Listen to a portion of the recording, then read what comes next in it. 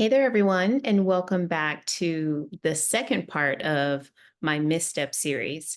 So let's take a couple seconds just to recap briefly what we learned in the previous show.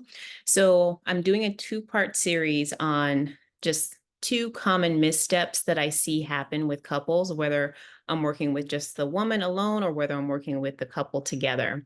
And the first misstep was basically putting the relationship on the back burner, saying things like, well, it's really not that bad, or, they find themselves just kind of coping in the discomfort of how things are working when things can be better.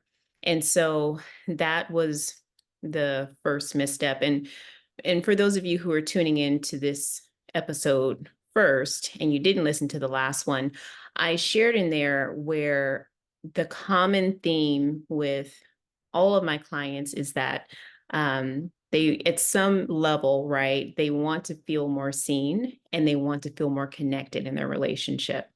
And so the first misstep was basically, well, if we're putting our relationship on the back burner because we're telling ourselves, well, things aren't that bad, or we've gone this long or stuff like that, you're just going to end up getting more of the same. And so in today's misstep, I want to share with you something that you may have heard yourself even saying this, because when I was just putting some ideas down for these shows and what I wanted to share with you, I had to be honest with myself that at one point I said the same thing. And so, in order to basically get out of the same habit in our relationship and get out of the same patterns in our relationship and actually be seen and actually be reconnected, the second step that we all must avoid is digging our heels in and saying, I've done the work.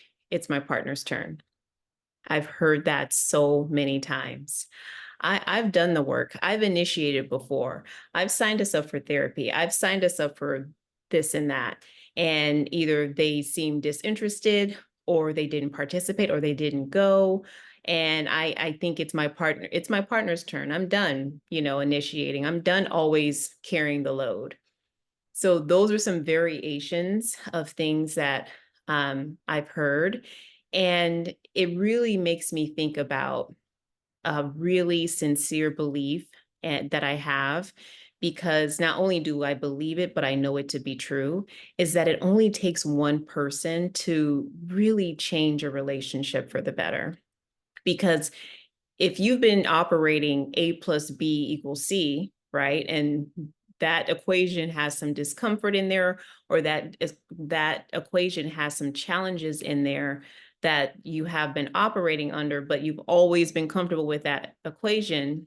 The moment that A is squared, you no longer have the same result, right? So did you follow me there? All it takes is for one person in that relationship to do something different, and the equation has no chance but to change, right? Something is going to end up resulting differently if one person changes. And so when I hear someone say that I I've thought about getting help, or I would like to get help, but honestly, I'm not doing anything else until they initiate or they do this and that. And what that really tells me is that, to some degree, right, you're looking to your partner to make you feel a certain way. And you may not be doing this in all aspects of your relationship, but when I hear that, one of the many things that it tells me is that you are looking to them to feel a certain way. And when we look to our partners to feel a certain way, many times it actually sets us both up for failure. So not only our partner, but for us as well. Because sometimes that expectation just isn't something that we can completely control. And so why not just take full grasp of what you actually can control? And that's you. That's you. So, like, take the pressure off your partner and yourself, actually, and really step back and look at what you can change. And that the answer is always going to be you. We can always work on ourselves. And I want to encourage you that I've done this work. I help my clients do this work.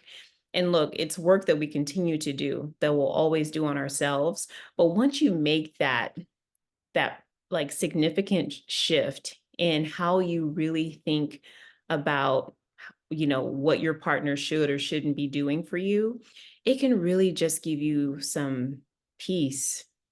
It's interesting. I was actually going to say another word, but as I kind of look out the window here, I just peace came to me because I think many times when we are caught up in like those same patterns, we're stuck in the same patterns over and over again. And sometimes those patterns have us close to being more roommates than a couple because we're not being seen, because we're disconnected emotionally. These are real things that are happening in our relationships. And so I want to encourage you that if you felt that you have carried the load and you feel that it's now your partner's turn, I want to encourage you to do something different. And I want you to think about, you know, do you really like your reasons for not taking action or not moving forward and getting support in your relationship? Do you really like your reasons from, that answer of it's his turn. I'm done, basically. And so today's misstep was, I think, something that many of you can really connect with. And so I just wanted to share these two common missteps in relationships because I think it's helpful when you can hear things that are going on in your relationship and be able to say, you know what, gosh, I do say that to myself, or I have caught myself saying that. And just know that there's always an opportunity for us to do something differently so that way we can get a different result. All right, everyone. Well, that is it for today's show. And so I just really appreciate you tuning in and coming to listen to these two missteps. And I'm just always very thankful for your listening ear. If you'd like to comment on anything that you've heard in today's show, feel free to connect with me on Instagram at Marriage Coach Crystal, or if you're watching on YouTube, just pop down in the comments right below this video, and I'd love to hear from you. Before I go, I also want to share with you, for those of you who are listening in real time, that I am offering a free 5-day challenge at the end of this month. So at the end of June 2024, I'm going to be holding a free 5-day challenge where we are going to be saying goodbye to Groundhog Day fights by the 4th of July. Doesn't that sound fun? And so this is going to be our opportunity to leave the fireworks to the professionals. Let the fireworks pop in the sky, not in your relationship. And fireworks, and I mean like the fireworks that we don't like, right? The fighting, that type of thing, not the exciting fireworks in our relationship. Let's keep those.